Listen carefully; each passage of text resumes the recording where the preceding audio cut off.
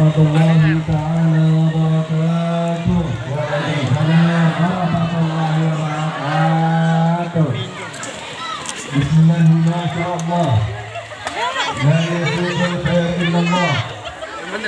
Bismillahirrahmanirrahim. La ya'rifu as-su'a illallah. Bismillahirrahmanirrahim. Ma kana min ni'matin fa min Allah. وبسم الله ما شاء الله لا حول ولا قوة إلا بالله. الحمد لله على نعمه المتوافرة وأياده المتكاثرة، والصلاة والسلام على سيد أهل الدنيا والآخرة سيدنا ومولانا محمد وآله وأصحابه أنجام الزاهرة. اللهم صل وسلم على سيدنا محمد صلاة تذكر بها القلوب وتصلح بها القلوب وتنطلق بها العصوب وتلين بها الصعوب، وعلى آله وصحبه ومن إليه منسوب. سبحانك لا علم لنا إلا ما علمتنا إنك أنت العليم الحكيم. رب اشرح لي صدري ويسر لي أمري واحلل عقدة من لساني يفقه قولي وثبت لساني يهدي دربي بجاه النبي وعالي. اللهم إنا نجعلك في نحورهم ونعوذ بك من شرورهم، ولا حول ولا قوة إلا بالله العلي العظيم. يا قوي يا متين اكفي شر الظالمين. أما بعد، فيا أيها الحاضرون جماعة مجلس مولد Nabi Muhammad sallallahu alaihi wasallam, Hadratul Muhtaram yang sama-sama kita hormati, Dewan Guru wal Asatidz yang hadir pada malam hari ini. Mudah-mudahan beliau-beliau semua, para asatidz, para guru yang hadir pada malam hari ini, semuanya selalu dalam lindungan Allah Subhanahu wa taala. Dikabul segala hajatnya, dimudahkan pula urusannya oleh Allah Subhanahu wa taala. Amin ya rabbal alamin. Dan juga kepada santriawan maupun santriawati ataupun calon bidadari surga, mudah-mudahan antum semua juga selalu diistiqomahkan oleh Allah Subhanahu wa taala, selalu mendapatkan keberkahan dari Allah Subhanahu wa taala, dikabul segala hajatnya, dimudahkan pula urusannya oleh Allah Subhanahu wa taala. Amin ya rabbal alamin. Ma'asyiral hadirin rahimakumullah. Alhamdulillah bahwasanya telah nyata rahmat yang diturunkan oleh Allah Subhanahu wa taala pada malam hari ini. Dari awal kita membaca tawasul dan juga membaca zikrul ratibul haddad dan juga membaca maulid Nabi Muhammad sallallahu alaihi wasallam. Di situ ada seorang ulama mengatakan, inda zikrus salihin tatanazzalur rahmat. Ketika disebutkan nama-nama orang saleh, disitulah diturunkan rahmat oleh Allah Subhanahu wa taala. Bahkan sekarang ini rahmat Allah nyata diturunkan oleh Allah Subhanahu wa taala, yaitu berupa hujan. Kalau udah hujan jangan pakai dicela. Iya, jangan pakai diapain? Jangan pakai dicela. Ya, biarin. Kita sabar, ma qadarullah. Ini sudah ketentuan Allah Subhanahu wa taala. Orang yang nyela hujan makruh hukumnya. Yang nyela hujan makruh, biarin udah, mau hujan mau enggak itu udah urusan Allah. Kita tinggal terima. Ya, kita yakin bahwasanya ini rahmat zahir telah diturunkan oleh Allah Subhanahu wa taala. Jangan pakai dijanggit, jangan. Ya, jangan pakai apa? Jangan pakai dijanggit. Acara dari awal alhamdulillah lancar. Cuaca cerah, duduknya tenang, alhamdulillah. Pas jam berapa tadi? Pas jam 10 atau jam 11 tadi. Turun hujan.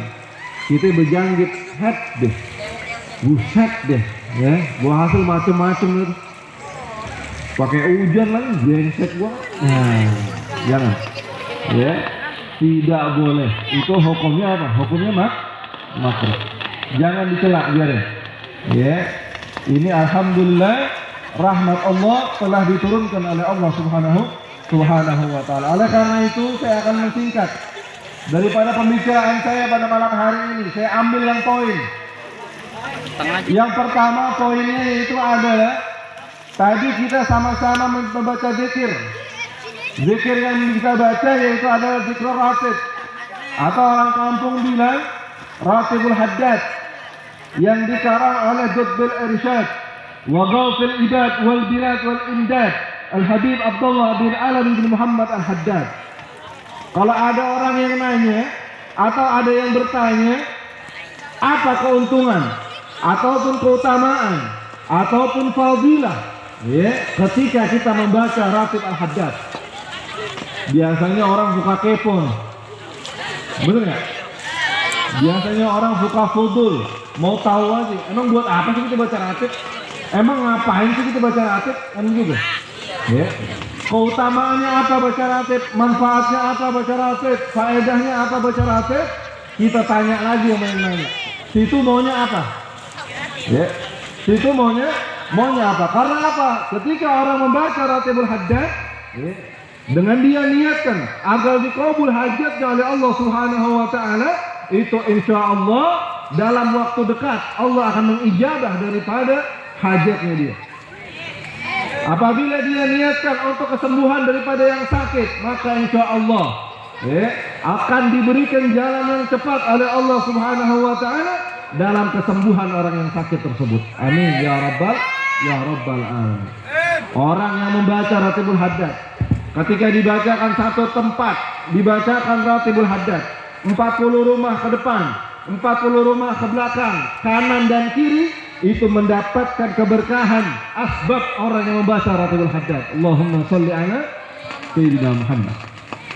Ya, bahkan pengarang Ratib tersebut, Habib Abdullah bin Ali bin Muhammad Al-Haddad, beliau mengatakan di dalam kitabnya, man qara'a ratibi hadza faruhi tahdul indus.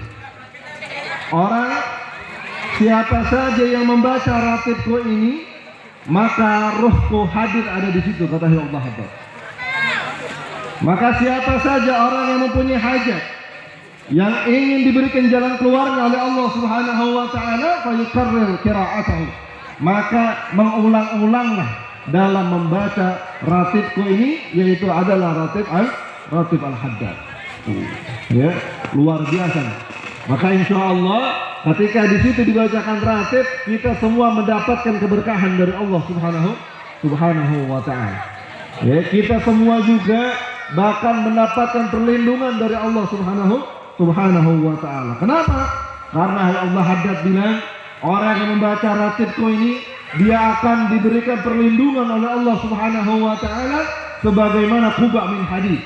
Yang mana perlindungan itu Allah berikan sebagaimana kubah, ya, yang mana kubah itu terbuat dari besi. Itu adalah perlindungan dari Allah Subhanahu wa Ta'ala bagi orang yang membaca Ratibul Haddad. Mudah-mudahan kita semua yang hadir pada malam hari ini selalu mendapatkan perlindungan dari Allah Subhanahu wa Ta'ala. Amin ya rabbal alamin. Dan yang kedua poinnya yaitu adalah kita di sini memperingati Maulid Nabi Muhammad sallallahu alaihi wasallam.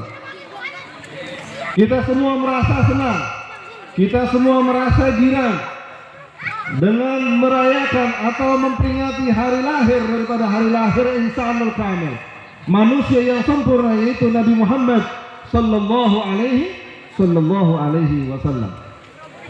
Perlu kita ketahui bahwasanya sebelum Nabi dilahirkan itu daripada nur cahayanya Rasulullah sallallahu alaihi wasallam telah ada.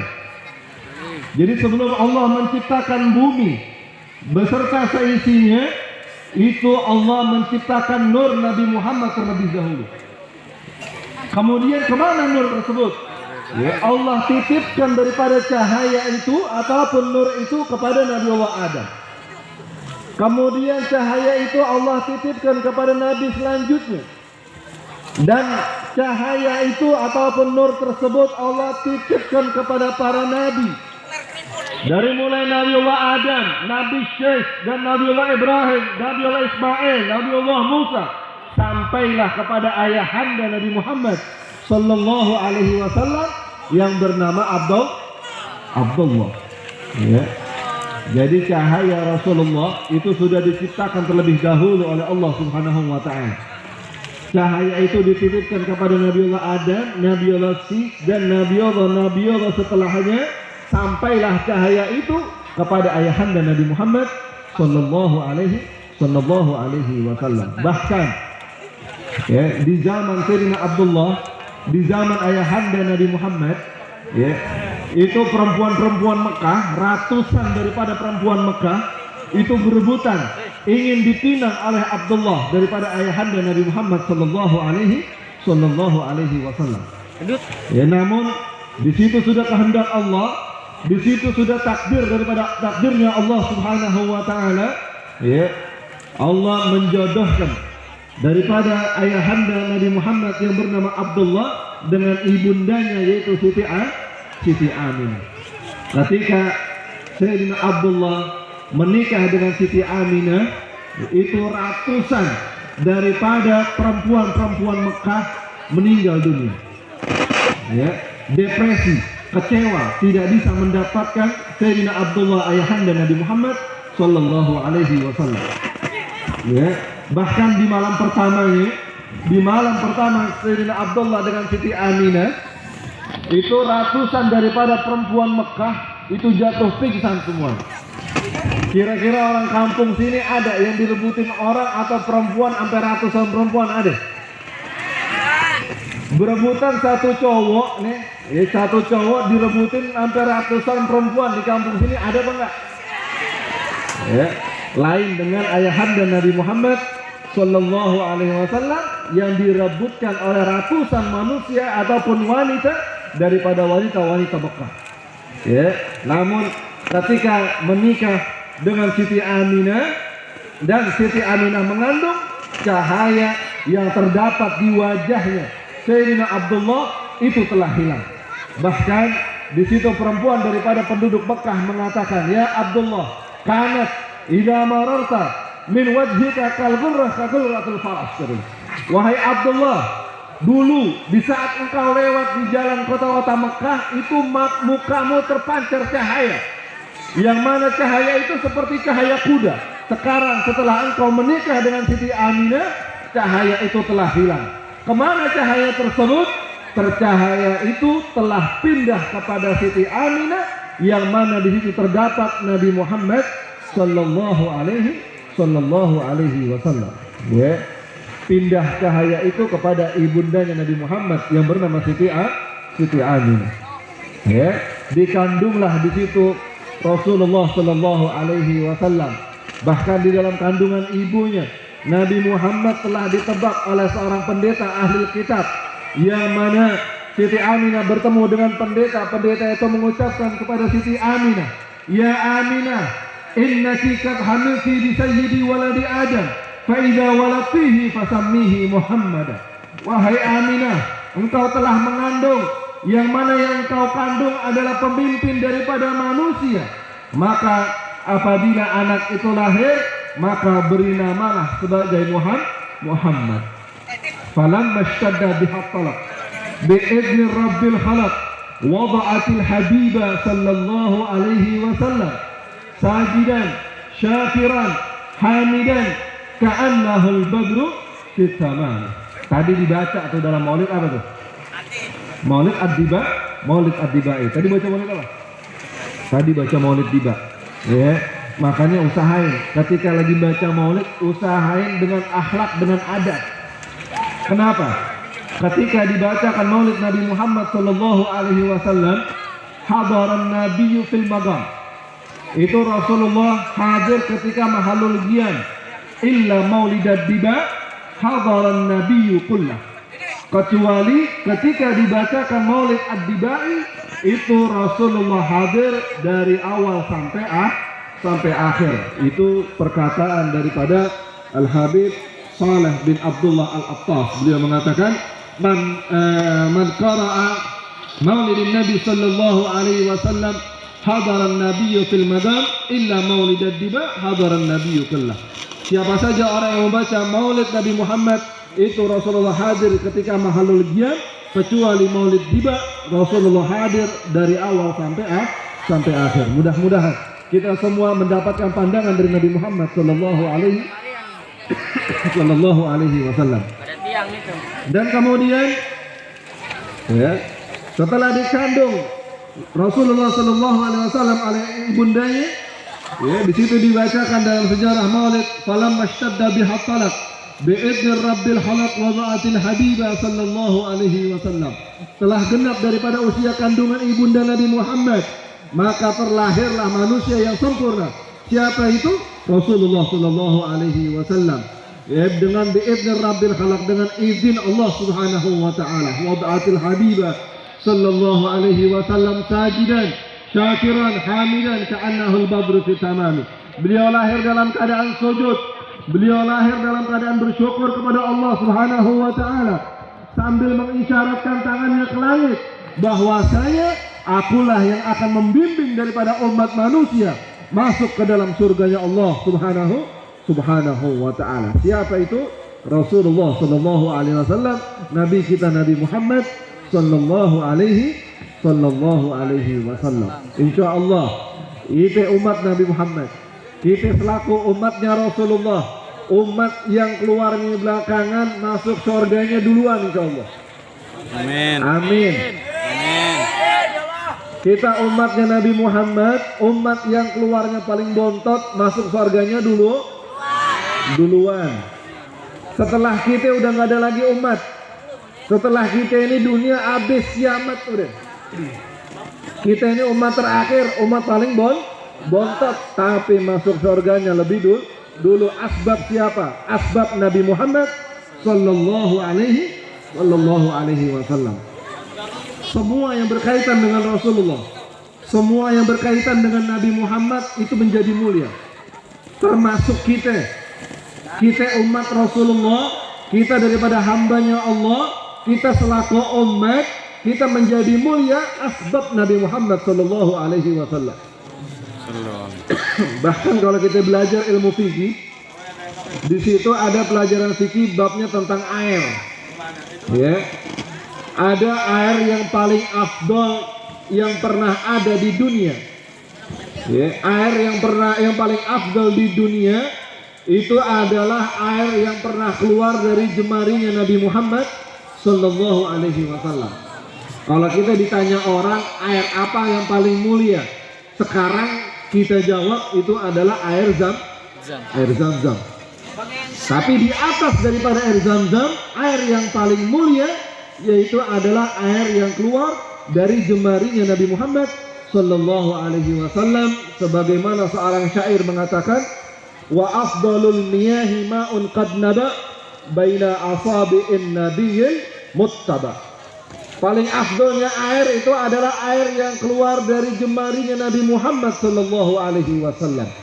Yalihi ma'u zamzamin fal kautsar Panilil nisra summa bagil anhar. Kemudian setelah itu baru air Zam-Zam. Setelah air Zam-Zam baru air Kautsar. Setelah air Kautsar balurah, yaitu air Sungai Nil. Setelah air Sungai Nil baru itu adalah air yang ada di sungai yang lain. Tetap yang paling memimpin adalah air yang pernah keluar dari jemarinya Nabi Muhammad sallallahu alaihi wasallam. Dia menjadi mulia asbab berkaitan dengan Rasulullah sallallahu alaihi wasallam. Kita pun seorang umat ya menjadi mulia asbab Rasulullah sallallahu alaihi wasallam. Jadi mudah-mudahan dengan kita memperingati Maulid Nabi Muhammad, kita selalu merasa senang dengan merayakan hari lahir Rasulullah sallallahu alaihi wasallam. Ya, nanti di akhirat kita bisa memandang wajah mulia Rasulullah sallallahu alaihi wasallam. dan juga yang terutama, kita bisa mendapatkan syafaat, pertolongan dari Nabi Muhammad sallallahu alaihi wasallam. Yang terakhir, ya, orang yang rugi daripada umat Rasulullah nanti di akhirat tidak bisa memandang wajah mulia Nabi Muhammad sallallahu alaihi wasallam. Walaupun orang itu masuk surga, tapi tidak memandang wajah mulia Nabi Muhammad, sangat rugi. Kenapa?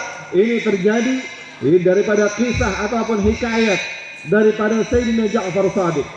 Ya. Sayyidina Ja'far Shadiq itu adalah sahabat Rasulullah sallallahu alaihi wasallam yang mendapatkan julukan Ja'far At-Tayyar. Ya. Ja'far At-Tayyar yang bisa terbang, atau juga mendapatkan julukan Ja'far Dzul-Janahain yang mempunyai dua sayap.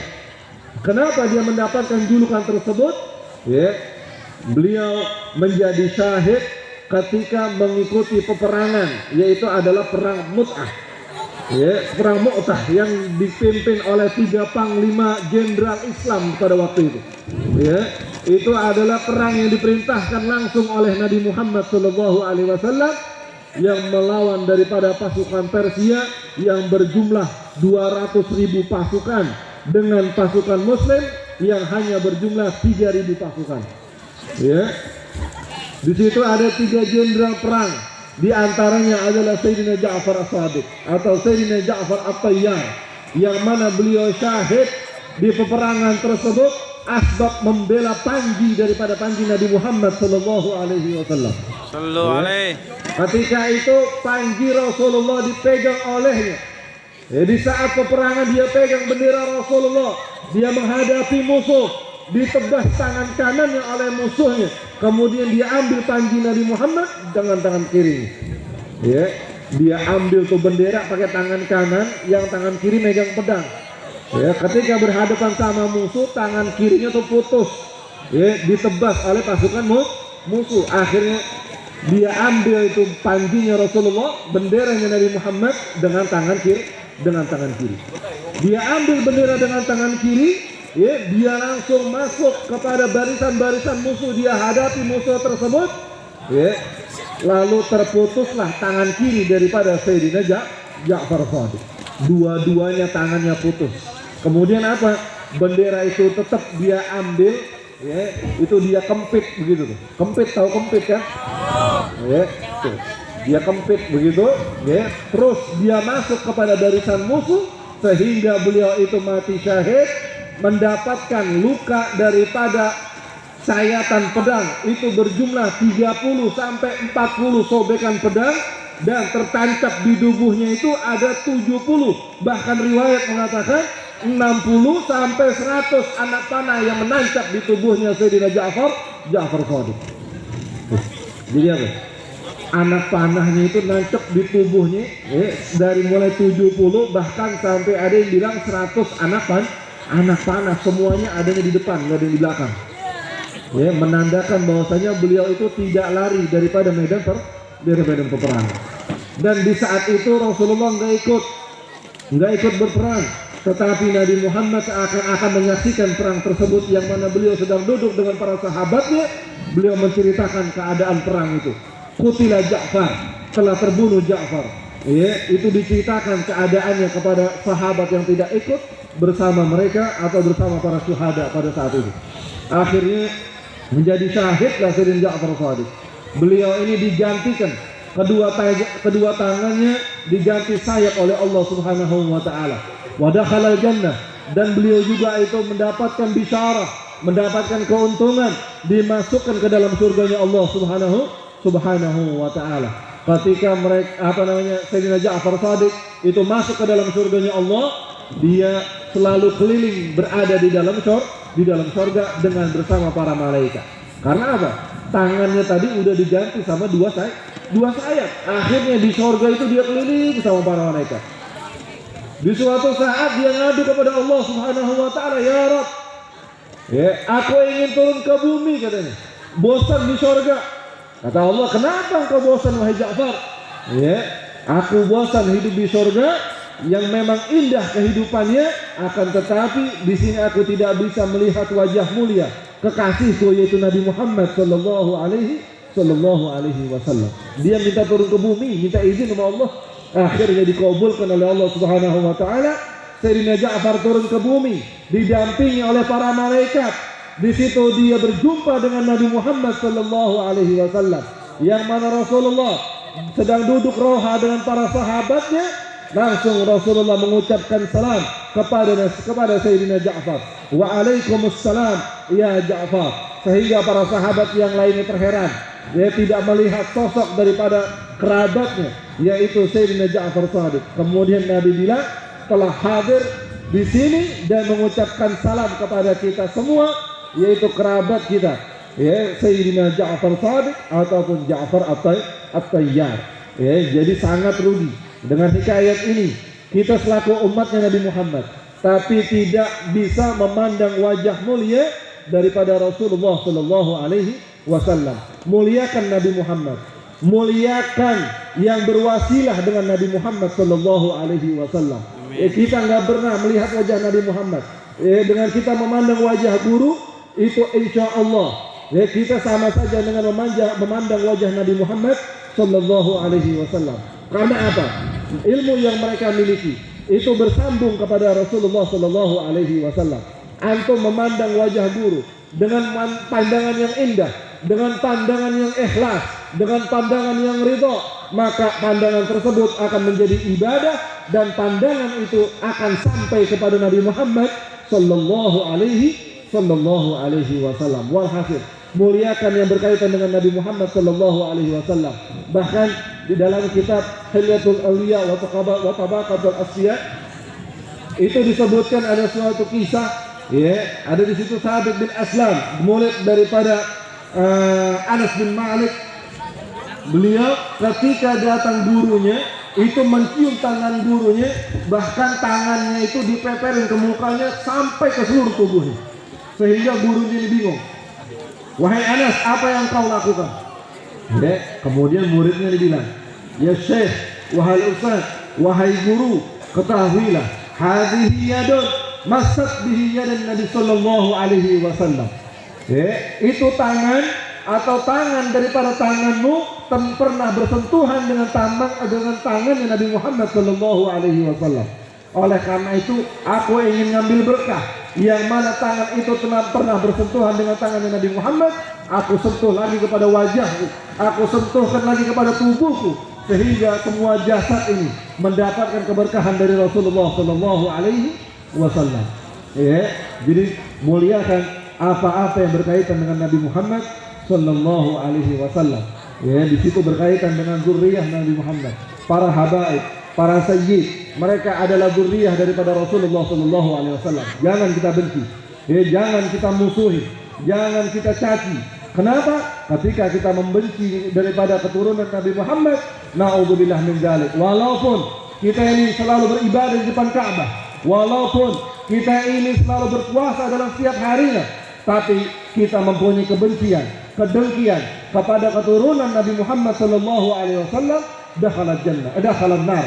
Maka Allah akan memasukkan kita semua atau orang yang benci kepada zuriyah Nabi Muhammad ke dalam neraka. Na'udzubillah min dzalik. Jadi walaupun ibadahnya di Mekah tiap hari dan juga puasa setiap hari, akan tetapi benci kepada keturunan Nabi Muhammad, tetap ibadahnya nggak ada manfaat, dia akan masuk ke dalam neraka. Na'udzubillah min dzalik. Jadi mudah-mudahan dengan berkumpulnya kita pada malam hari ini ditambahkan kecintaan kita kepada Nabi Muhammad sallallahu alaihi wasallam, ditambahkan juga kecintaan kita kepada zuriyah Nabi Muhammad, dan juga ditambahkan lagi semangat kita untuk beribadah kepada Allah Subhanahu wa taala, ditambahkan lagi kecintaan kita untuk mengikuti sunnah Nabi Muhammad sallallahu alaihi wasallam, dan juga mudah-mudahan nanti di akhir hayat kita meninggal dalam keadaan husnul khatimah dan mendapatkan syafaat dari Rasulullah sallallahu alaihi wasallam.